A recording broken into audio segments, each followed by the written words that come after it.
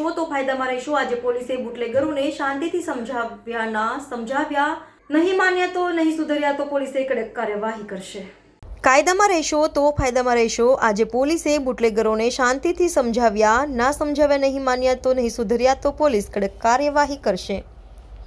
Vadodara police દ્વારા bootlegger સાથે ચર્ચા આપી કડક સૂચનાઓ। વડોદરા શહેર ઝોન 3 અને 4 પોલીસ સ્ટેશન હદમાં આવતા બુટલેગરોને પાણીગેટ પોલીસ સ્ટેશન ખાતે ભેગા કરાયા। સીપી સાહેબ શ્રી નરસિંહ કુમારની ખાસ ઉપસ્થિતિમાં ડીસીપી ઝોન 3 અને 4 પન્ના મોમાયા સાહેબ અને અભિષેક ગુપ્તા સાહેબે બુટલેગરોને કાયદો વ્યવસ્થાની સ્થિતિ જળવાઈ રાખવા સૂચનાઓ આપી। ઝોન 3 અને 4 પોલીસ સ્ટેશનમાં આવતા બુટલેગરોને આજે પોલીસે સમજાવ્યા નહીં માન્યા તો સમજ પડશે પોલીસ। બુટલેગરો જે ધંધો કરે છે તે ધંધામાં સુધરવા સૂચનાઓ આપી। જો બુટલેગર અને સુધરવા પોલીસની જરૂર હોય તો પોલીસ ચોક્કસ તેમની મદદ કરશે। સરકારશ્રી દ્વારા જે 100 કલાકની મુહિમ ચલાવવામાં આવી છે એ અંતર્ગત આજે વડોદરા શહેરમાં 4 ઝોનમાં અમે લોકોએ જે લોકો દારૂનો ધંધો કરે છે, દારૂના વેચાણમાં 1 કે 2 વખત 2 થી વધારે વખત પકડાઈ ચૂક્યા છે, તમામ ગુનેગારોને અમે એકત્ર કરેલા છે। એમાં મહિલા પણ સામેલ છે। આ લોકોને એકત્ર કરી અને કડકમાં કડક ભાષામાં એમને સૂચના આપવામાં આવેલી છે કે હવે આ બધું એ કરશે તો નહીં ચલાવી લેવામાં આવે। એના જ્યારે પણ કોઈ પકડાશે દારૂનો ધંધો કરતા કે ક્યાંય પણ તો અમે કડકમાં કડક કાર્યવાહી એમની પર કરીશું એ સૂચના આપવામાં આવેલી છે।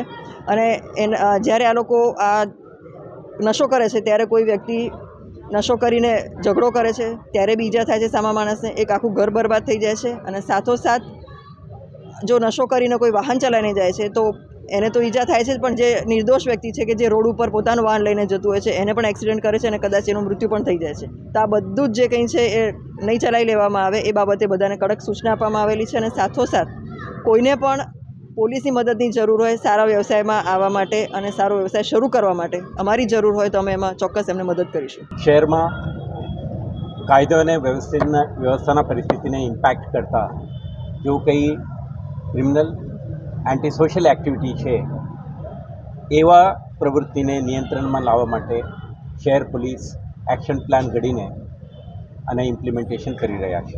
આના ભાગરૂપે તમે ગઈકાલે જોયું કે કેટલાક આવારા તત્વો, એન્ટી સોશિયલ એલિમેન્ટ્સ, ટપોરીઓ, સ્મોલ ટાઈમ ક્રિમિનલ્સ જે લોકો મોડી રાત્રે સુધી એક્ટિવ રહીને સુલેહ શાંતિની ભંગ કરવાની કે કાયદાના દાયરામાં જીવતા નોર્મલ લો અબેડિંગ સિટીઝનને ડિસ્ટર્બ કરવાની પ્રયાસો કરતા હતા તેવા તત્વોને આપણે ટાર્ગેટ કર્યા।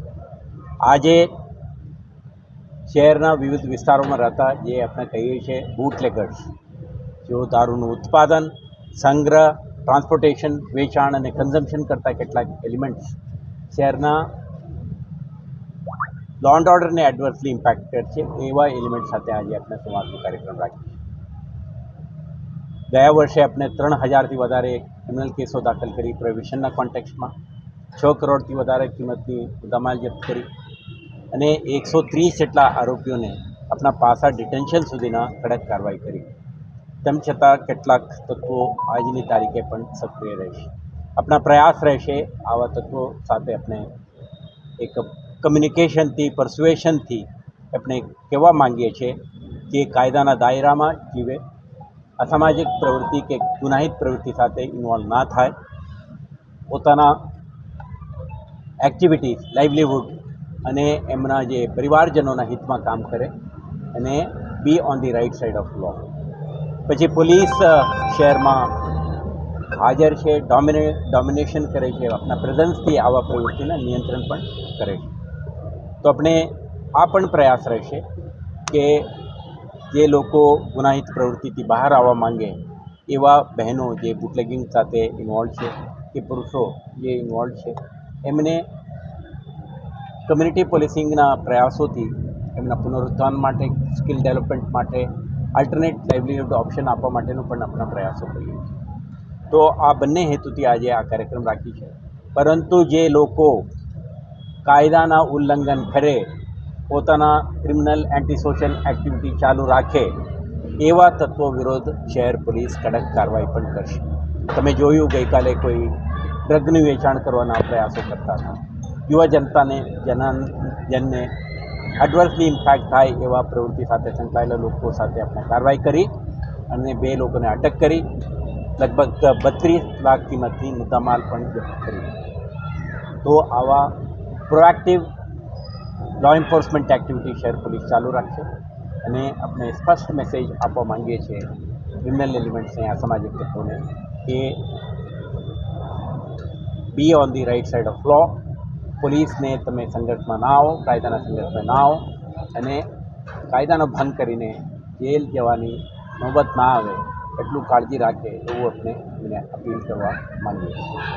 કેટલાક વ્યાજખોરો કેટલાક પ્રકારના જમીન દબાવીને ક્રિમિનલ એક્ટિવિટીના માધ્યમથી પોતાના મિલકત વસાવેલ હોય એવા તત્વોને પણ આપણે ટાર્ગેટ કરવા માટે આપણે લિસ્ટ તૈયાર કરી છે. તો તબક્કાવાર જે કંઈ ક્રિમિનલ એક્ટિવિટી કરતા લોકો છે એમને જે રીતે ઇન્ડિપેન્ડન્ટલી અથવા વડોદરા મ્યુનિસિપલ કોર્પોરેશન, કલેક્ટર અને અન્ય વિભાગો સાથે સંકલનમાં રહીને કામ કરવાનું છે. આ આપણે તબક્કાવાર કરીશું. તો એવા પ્રવૃત્તિ કરનાર લોકો જાગે અને એવા પ્રવૃત્તિથી દૂર રહે એવું આપણા મેસેજ આપવા માંગીએ.